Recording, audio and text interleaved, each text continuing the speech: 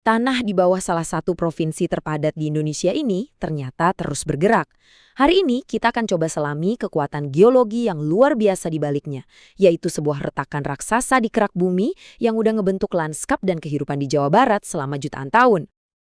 Pernah nggak sih Anda kepikiran sebenarnya apa yang ada persis di bawah kaki kita? Di bawah kota-kota yang ramai, gunung-gunung yang megah, dan sawah-sawah yang hijau di Jawa Barat. Jawabannya, ternyata jauh lebih rumit dan jauh lebih dinamis dari yang kita bayangkan. Oke, coba lihat peta ini. Ini ibaratnya cetak biru geologisnya Jawa Barat. Kelihatannya rumit ya, tapi tenang aja. Tiap warna, tiap garis di sini itu nyimpen cerita. Cerita tentang api, tekanan, dan waktu. Yuk kita bedah bareng-bareng. Nah, untuk ngerti apa yang terjadi sekarang, kita harus bisa baca peta kuno ini. Mari kita pecah dulu lanskap Jawa Barat jadi beberapa bagian penting. Menurut ahli geologi Van Bemmelen, wilayah ini bisa kita bagi jadi 6 zona utama. Mulai dari tulang punggung api, tempat gunung-gunung berapi muda berdiri gagah, sampai pegunungan kuno selatan, yang isinya sisa-sisa gunung api purba. Masing-masing zona ini punya karakter dan sejarahnya sendiri-sendiri. Sekarang, ayo kita kupas permukaan zona-zona ini buat ngintip. Sebenarnya tanah di bawah sana itu terbuat dari apa aja sih?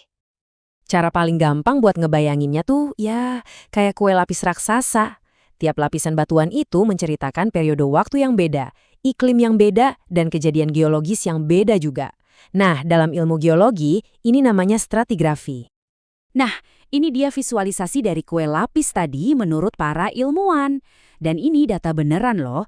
Setiap lapisan yang Anda lihat dari formasi bayah yang paling tua di bawah sampai endapan vulkanik muda di paling atas, itu ibarat satu bab dalam buku sejarah bumi. Biar lebih gampang, yuk kita intip isinya. Di lapisan paling bawah, ada batu pasir kuno, ini bukti adanya sungai-sungai purba. Naik sedikit, ada batu gamping dari formasi Raja Mandala yang nunjukin kalau daerah ini dulu pernah jadi lautan dangkal yang hangat. Terus ada formasi Saguring, ini isinya puing-puing dari letusan gunung berapi dahsyat di masa lalu. Dan di paling atas, tentu aja endapan baru dari gunung berapi yang kita kenal sekarang.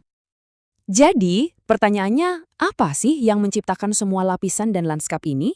Jawabannya adalah sebuah kekuatan yang luar biasa besar, sebuah pertarungan antara dua raksasa kerak bumi. Poin paling pentingnya itu ini, Pulau Jawa nggak akan ada tanpa yang namanya lempeng tektonik. Pulau ini adalah hasil dari zona subduksi, tempat di mana satu lempeng tektonik nyelip masuk ke bawah lempeng lainnya. Nah, ini dia kedua pemain utamanya. Lempeng Indo-Australia dari samudra yang lebih padat terus-terusan menusuk ke utara dan menyelam di bawah lempeng Eurasia yang lebih ringan. Proses inilah yang kita sebut subduksi yang jadi dapur magma buat semua gunung berapi di Jawa dan juga jadi pemicu gempa bumi. Tekanan yang super dahsyat ini nggak cuma ngebentuk gunung. Bayangin aja kita neken balok tanah liat. Dia nggak cuma naik ke atas, tapi juga retak kan? Nah, di Jawa Barat, retakan-retakan ini ngikutin 3 pola utama dari 3 zaman yang berbeda. Ada pola meratus yang paling tua, arahnya timur laut barat daya, sampai pola Jawa yang paling muda, yang arahnya barat timur. Dan dari pola yang paling tua itulah, pola meratus, lahir salah satu fitur geologis paling penting dan paling aktif di Jawa Barat. Sebuah retakan raksasa yang masih terus bergerak sampai detik ini. Oke, sekarang kita sampai ke karakter utama dalam cerita kita. Mari kita arahkan semua sorotan kita ke Sesar Cimandiri. Tapi, tunggu dulu. Sebelum kita lanjut, kita samakan persepsi dulu ya soal apa itu sesar aktif. Ini bukan sekedar retakan biasa. Ini adalah zona lemah di kerak bumi yang udah terbukti bisa melepaskan energi jadi gempa dan kemungkinan besar akan melakukannya lagi di masa depan. Dan ini dia lintasannya. Sesar Cimandiri ini membelah Jawa Barat sepanjang kira-kira 100 km. Mulai dari Teluk Pelabuhan Ratu di selatan, terus membentang ke arah timur laut, melewati banyak sekali kota dan desa di sepanjang jalurnya. Pergerakannya mungkin kedengeran pelan banget, cuma 4-6 mm setahun. Ya kira-kira secepat kuku kita tumbuh. Tapi gerakan kecil ini terjadi terus-menerus tanpa henti. Coba bayangkan energi yang menumpuk selama puluhan, bahkan ratusan tahun. Begitu batuannya udah nggak kuat nahan, energi itu bakal lepas dalam sekejap. Dan dampaknya bisa sangat besar. Dan ini bukan cuma teori loh. para ahli seperti Pak Sukahar Eka Adiputra dari Kementerian ESDM udah menegaskan kalau sesar ini adalah sumber gempa yang nyata. Dan sejarah udah membuktikannya. Kata kunci yang paling penting dari pernyataan beliau adalah mitigasi. Sejarah mencatat rekam jejak sesar ini. Mulai dari gempa di Cianjur di abad ke-19, guncangan di Padalarang, sampai gempa yang merusak di tahun 1982. Ini semua adalah bukti nyata kalau sesar Cimandiri bukanlah raksasa yang sedang tidur. Oke, kita udah bahas sisi geologinya. Sekarang bagian yang paling penting, gimana semua ini berdampak langsung ke kehidupan manusia? Dan inilah yang bikin semuanya jadi sangat krusial. Coba lihat lagi peta ini. Garis sesar itu bukan ada di tengah hutan atau di tempat antah berantah. Garis itu melintasi wilayah-wilayah yang padat penduduknya, termasuk kota besar seperti Sukabumi dan Cianjur. Jadi apa artinya tinggal di atas atau di dekat sesar aktif?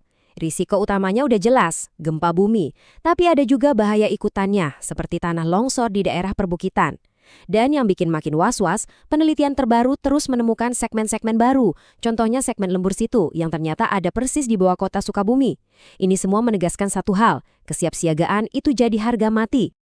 Jadi, intinya begini, geologi itu bukan cuma pelajaran sejarah tentang masa lalu. Geologi adalah kekuatan aktif yang terus membentuk dunia kita. Di sini, saat ini juga. Memahami sesar Cimandiri berarti memahami risiko dan realitas lingkungan tempat kita membangun kehidupan. Dan ini membawa kita ke sebuah pertanyaan besar untuk direnungkan bersama. Kalau kita tahu tanah di bawah kita ini nggak pernah diam, lalu gimana caranya kita, sebagai sebuah masyarakat, bisa membangun masa depan yang lebih aman dan lebih tangguh? Karena jawabannya akan sangat menentukan nasib kita saat bumi kembali bergetar.